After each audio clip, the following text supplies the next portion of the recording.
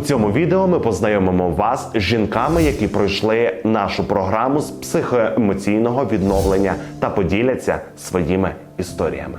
Відчувала себе тривожною. Постійне відчуття чогось такого, що не давало рухатися вперед.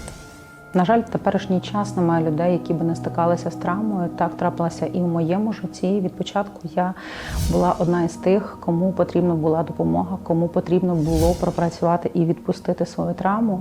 Я мріяла, мабуть, останній раз це до війни. До війни у нас були з родиною великі плани, у нас маленька була дитина, і ми мріяли переїхати. Ми переїхали незадовго до війни, змінили все своє життя, змінили роботу, змінили посаду, змінили житло.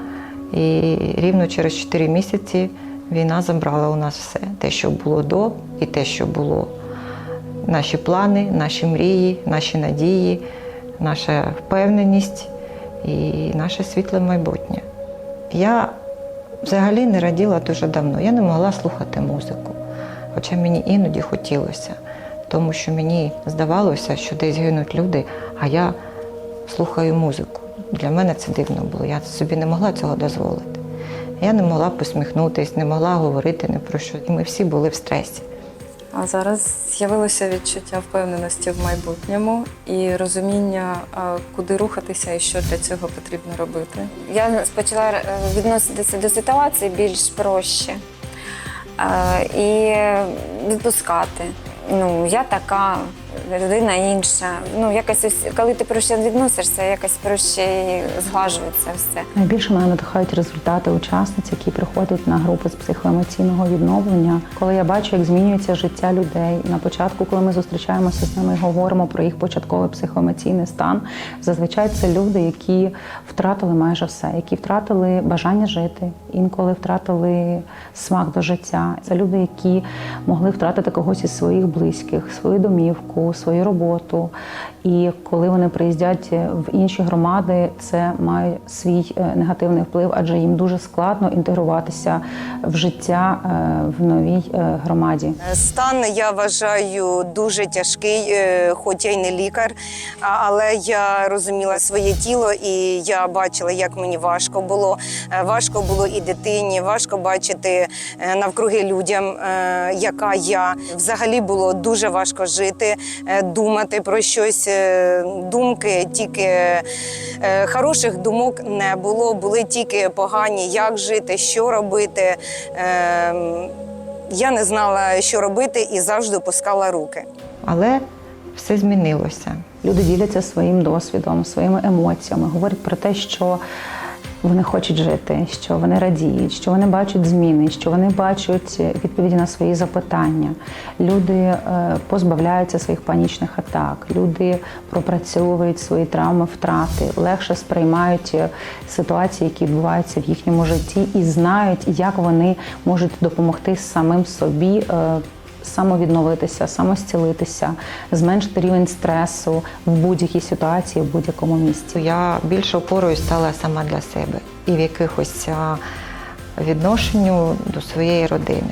Більш посміхатися стала, більш приділяти часу собі, тому що взагалі не хотілося прокидатись зранку, не хотілося чим займатися. Зараз я можу почитати і сходити на прогулянку з дитиною, і порадіти чимось, я можу сісти, подивитись кіно вперше за ці роки. Тобто внутрішній стан зовсім змінився. Це було дуже корисно, тому що кожна сесія вона давала щось нове, новий досвід, нову медитацію, нове спілкування. І це було дуже корисно. Програма дуже вплинула на моє життя, вона мені змінила.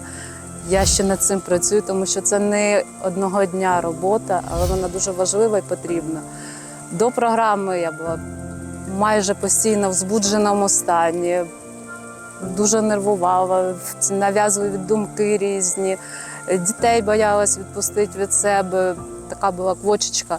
Зміни я помічаю дуже хороші. Я почала заново трішечки жити, а ще правильніше сказати, в мене трішечки відросли маленькі крила.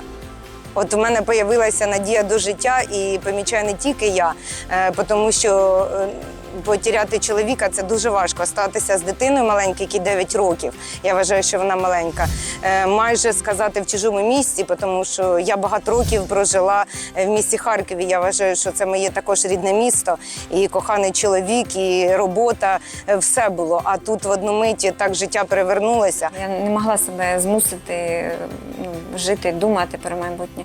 Я ось буквально вчора, у мене навіть таке було враження, що я ось як обернулася і подивилась на себе з сторони. Ну, от, як будто я там от стою, що я зафіксувала собі в голові, що я мрію. Зараз головна фраза, яка мене підтримує, мене тримає. Я допомагаю своїй родині, тому що ми всі разом. І головна фраза, що життя є, воно триває, воно йде. Ми не повинні очікувати. Ми живемо тут і зараз. Ну, на сесії ти проживаєш, ти не просто там присутній, ти проживаєш свій стан. Я спостерігала за своїми відчуттями, чому в мене така, чому я так відреагувала, чому в мене така рефлексія, що зі мною трапляється.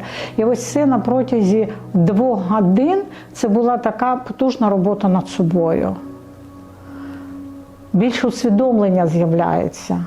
Я стала спокійна, більш спокійніше, врівноваженіше.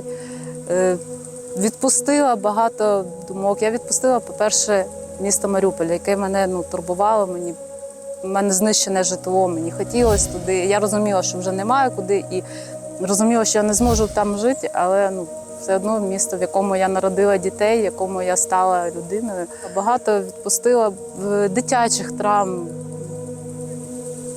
Життя переосмислила і легше стало, набагато легше. Вперше я дозволила собі навіть поїхати на відпочинок. І побути одна, і в мене дуже багато думок. Далі, що робити, як жити. Коли ти пройшов цю ступеньку, 1, 2, 3, це набагато краще, ніж сидіти і поглинати в собі оці страшні думки, як, що, коли. Ми приїхали з Харкова, я мріяла в квартирі мати бірюзову кімнату. Хотіла бірюзовий диван, бірюзові штори. Я стала втілювати це тут. Я купила собі тканину, пошила сама, не вміючи шити штори бірюзового кольору. Заказала собі покривала бірюзового кольору. Пишу собі навіть такі бажання наперед, що б я б хотіла ось, там, де ми живемо. Тобто плани на майбутнє, вони почали фіксуватися і плануватися. Я себе вперше піймала за 2 роки повномасштабного вторгнення, піймала на відчуттях, на емоціях щастя. Не на розумінні мозком, що так, значить, має бути певні події в житті відбуваються для чогось і на краще, а саме на відчутті щастя, на емоціях.